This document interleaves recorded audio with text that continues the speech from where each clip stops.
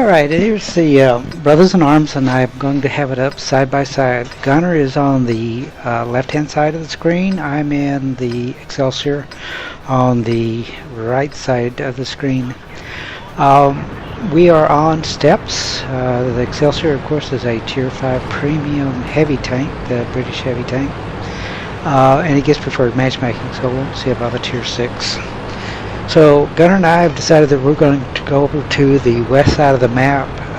There's typically the brawling area for heavy tanks. You have lots of hills and rocks and ridges that you can go hull down on. The Excelsior is very good at going hull down. It has a strong turret, strong front armor, strong back armor. The side armor is very weak, so you just have to worry about being circle strafed or giving tanks easy shots into the side of your tank. So rolling over there, I'm going to take a look down the valley, see if we spot anything as I go across. If I don't spot anything there, I'll go ahead and continue to my left around the hill and try to find a hull down spot there. And Gunner is going to come up and he's going to echelon off of me so we can do some focus fire on targets. First thing I see is some targets off to the right hand side, and I look up just to see if I have any shots at them, because I don't want to give them easy shots into the side, but there's no shots there, so I'm going to go ahead and roll around the corner here and see what we spot. And as you can see, I'm hull down behind a little outcrop of rocks there, and Gunner is using me for armor. Nice way to work as a team is to echelon off of each other.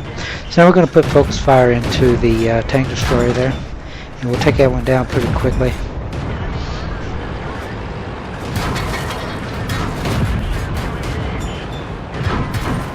Get hit right away, and I get tracked there. Go ahead and pull back, and then I get tracked in place, and my driver is killed. So I'm putting shots into the T1, Gunner's putting shots into the Valentine tank destroyer. Take that tank destroyer out, then we can focus fire on the T1. Take that one out, and now we have a very tough tank destroyer, the British AT-2, but it does have a weak Cobra, a fairly large target on the top of it. So Gunner and I are both working on the weak spot on the AT-2. Getting some damaging shots in there. And unfortunately, I'm tracked in place. There was tracked in place, so I could not pull back. And I missed that last shot, and Gunner finishes them off. So now we see that the base is in pretty bad shape. So I've got to use a med kit on my driver, because this is going way too slowly. So go ahead and put the med kit on the driver, and now we're going to start heading back to defend the base.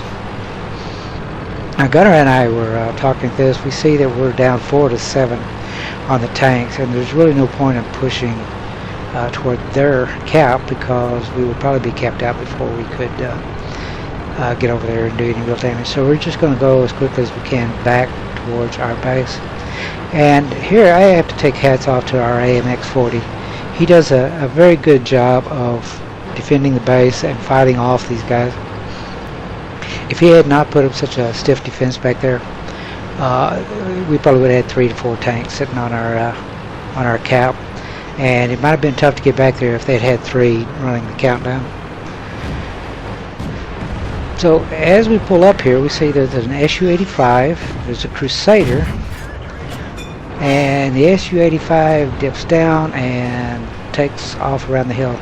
So I tell Gunner I'm going to head left, put a squeeze on him. Gunner's going to go right, and we're going to work together to take out these two, the Crusader and the Su-85.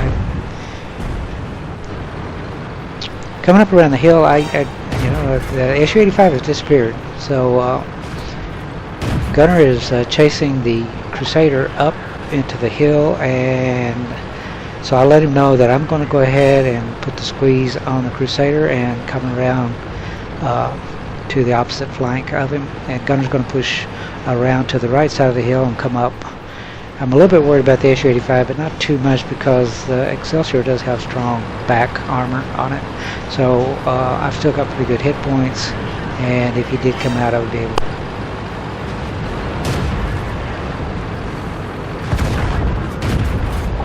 spot her. So the Crusader's taken out quickly. I want to turn it around to see the SU-85 has popped up back again. Put a shot into him. Back off. The SU-85 is trying to tuck in to the hillside there. And of course I asked Gunner if you got him, and Gunner says yeah, he's going to push down on him. So Gunner pushes down, finishes off the SU-85. And now we're down only 2-1, 4-2 on the tank. So it's a good comeback so far, but we've still got work to do. They have a couple of AMX-40s, the PZ-1C, and the artillery. The PZ-1C is not too deadly a tank to us, except for the fact that he's going to be spotting for their artillery, and that's a dangerous combination. And the AMX-40 is not, even though it's a tier lower, it is a well-armored tank. So I'm going to head down the low road, try to stay out of Artie's range. Gunner's going to be just to my left, and we'll spot something, and Gunner, I believe, is the one that lit up that AMX-40.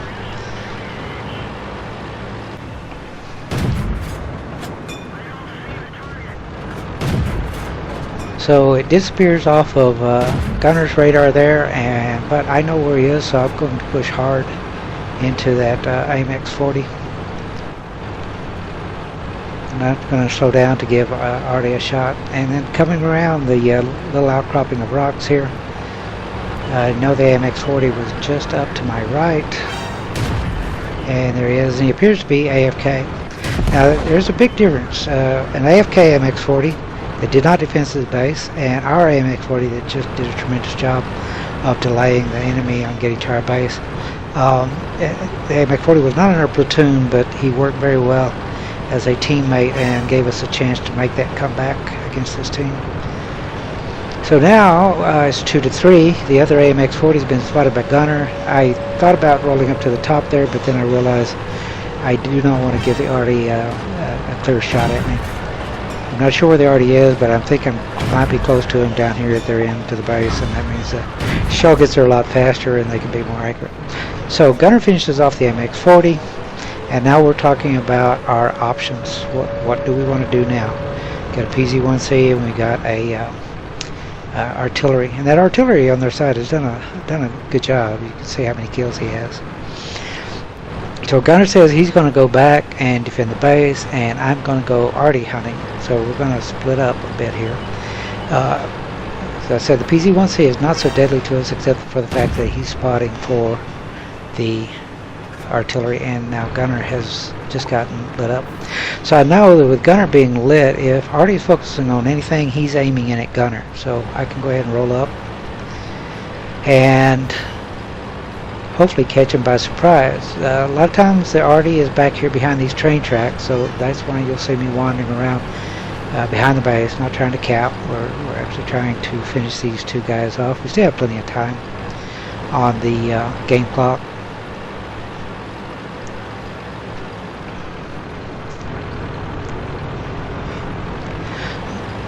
So roll back toward the train tracks, roll over the top, see if I can spot anything, and no Artie there.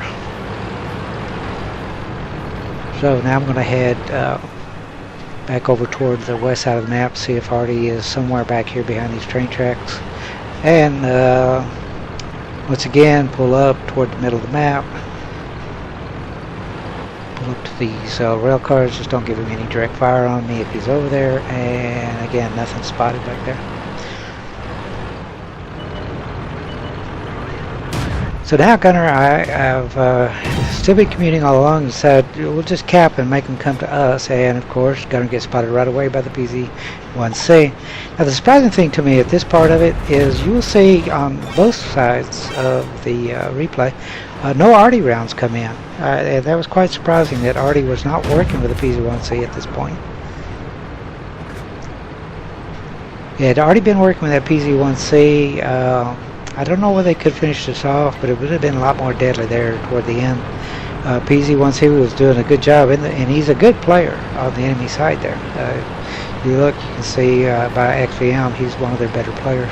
So he was doing everything he could on their side. So once again, we're looking for the Artie and trying to decide, do we want to chase him down? Do we want to cap? So we're discussing it all during this part of the replay. And by this time, we're pretty sure that the Artie is not here by their base. As a matter of fact, the PZ1C even tells us that their Artie is heading toward our base. Didn't really need him to inform on his teammate there, but I can understand his frustration. You know, when you're working so hard and Artie is just making a run for it. So we said we'll just go over here at cap, and right as that moment when we said cap, the Artie lets us know where he is. And as I said, the Excelsior is a speedy, heavy tank. So compared to most heavies, it has a very good mobility, so we just take off right away. Gunner says he's going to go high. I'm going to stay into the low ground and just make a beeline for the enemy base. Looking at the timer on the clock, I figure we could probably get there with about 30 seconds or so still remaining, so plenty of time to get to the base and stop the cap by their artillery. And Gunner also talking about if he gets this kill, it's a Radley Walters. If I get this kill, it's Brothers in Arms.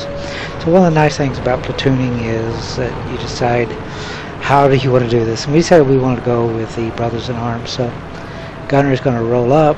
Gunner could have gotten this kill, but he's being very generous, and we do enjoy getting Brothers in Arms. So our TeamSpeak address is there in the intro, and if anybody's interested in joining us, get platooning, getting some Brothers in Arms, whatever, feel free to come and join us. So Gunner got the reset, I roll up and get the kill, and that's our Brothers in Arms. Thanks for watching.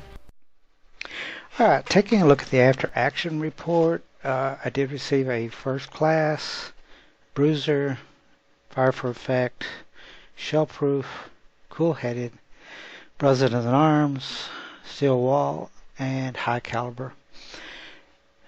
Look at the team score. I was number 1 in damage with 1,457 damage, 3 kills, 898 base XP. Gunner was number 2 in damage, 1,317 with 7 kills and 1,004 base XP. Gunner received fire for effect, Brothers in Arms, Top Gun, and Defender, and he could have had the Radley Walters had he taken that last kill.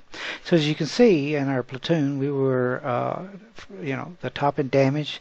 Between the two of us, we had almost 3,000 damage. We had 10 kills, 2/3 of the kills that were done on the team. And as I said, our AMX-40 there did a very good job of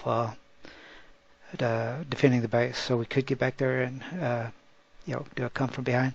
Looking at Gunner's details, he fired 29 shots, 19 direct hits, 16 pins, total 1,317 damage. He received 8 hits, only 3 of those pinned, and 5 of those were ricochets. He blocked 110 damage by his armor. He spotted 2 vehicles. He damaged 8 different vehicles and killed 7 of them. Damage upon his detecting is 67. He had 70 base capture defense points, and he traveled 4.34 kilometers. Taking a look at my detailed report, I fired 25 shots, 22 hit, 15 of those pinned, total damage 1,457. I received 26 hits, 3 of those pinned, 23 of those were ricochets. Damage blocked by my armor was 838. I spotted 3 vehicles. Damaged 7 different vehicles, killed 3. Damaged by my assistance 67. 7 defense points. Total distance traveled 4.73 kilometers. So for this battle, I received a base of 1,347 XP. It was 8 times 3 for the first victory of the day. The bonus for the premium vehicle of 539. Total experience received 4,580 with 198 free XP. So, as I said, the TeamSpeak address for ROWAR is in the intro to the video, and if you're looking to just platoon up, want to get some brothers in arms, or just join some of the Madness Mayhem, have some fun with us, feel free to drop by and say hello. If you're looking for a clan, we're always welcome to people to come in and see what we're about and see if they would like to join us. So thank you for watching, and I appreciate any feedback on the video. Let me know if you like the split screen view of Brothers in Arms, and if you have any feedback, suggestions, feel free to put them in the comments below, and I will catch you later. Thanks for watching. Bye.